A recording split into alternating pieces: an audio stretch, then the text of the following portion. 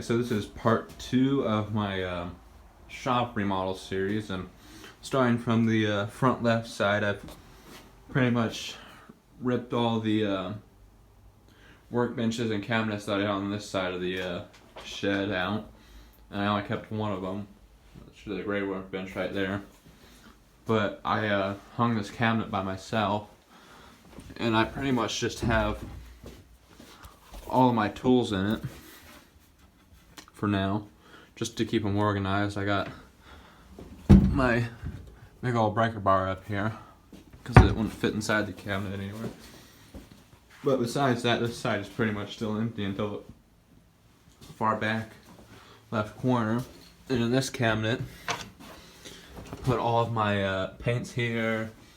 There's some of my random little stuff there, and then down there at the bottom is all my chemicals, just to keep it separated. And then here's the new workbench, one of 2 of them that I built, that I put in here.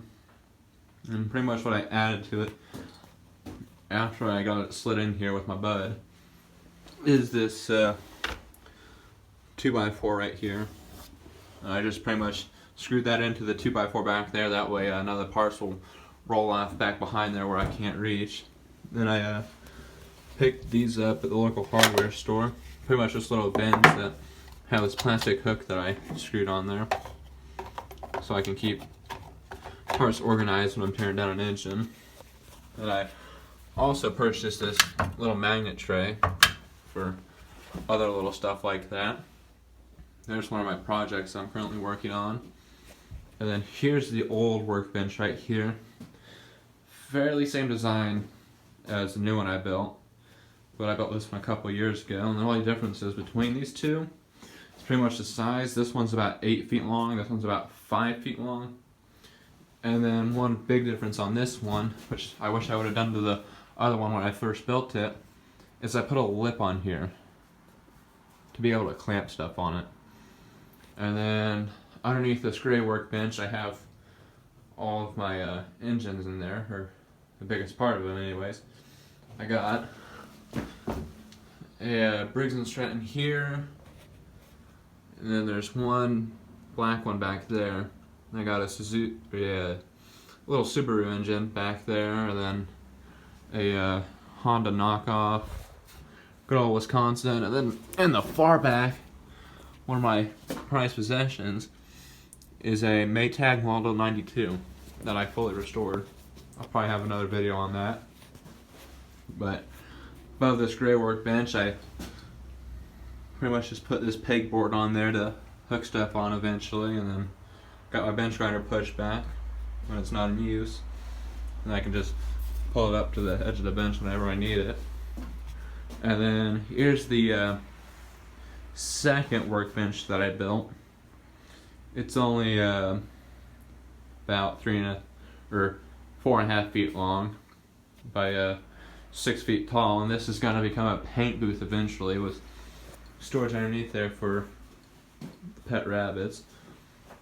But I'll eventually put siding with some plywood around the edges of it, and then on the top, hanging from these 2x4 studs, I'll have some wire mesh and then a fan up there.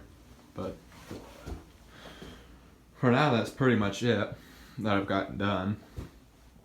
And I think the next step is going to be fixing the lighting, which is now just a extension cable with light bulbs mounted on it to some actual shop lighting. That'll really help stuff out in here. And then probably fixing up the wiring, because right now I have the outlet there, and then that one right there I had mounted on the gray workbench when it was still on this wall. But I'd like to put an outlet probably somewhere in the middle underneath this lip to have it there. Probably another outlet right here, and then probably keep an outlet right here too. That'll move it to the middle, not quite sure yet. But for the lighting, I'll probably hang one up there, then one up there over the other workbench, and probably have a big one that goes across the top here from one side to the other to light up everything else. But yeah, it's pretty much it for now. Oh yeah, and then down here, if it'll focus, I've got my spare parts bin from old projects that I want to keep, and then that white bucket right there is a scrap bin for stuff I'm going to get rid of eventually. But yeah, that's pretty much it.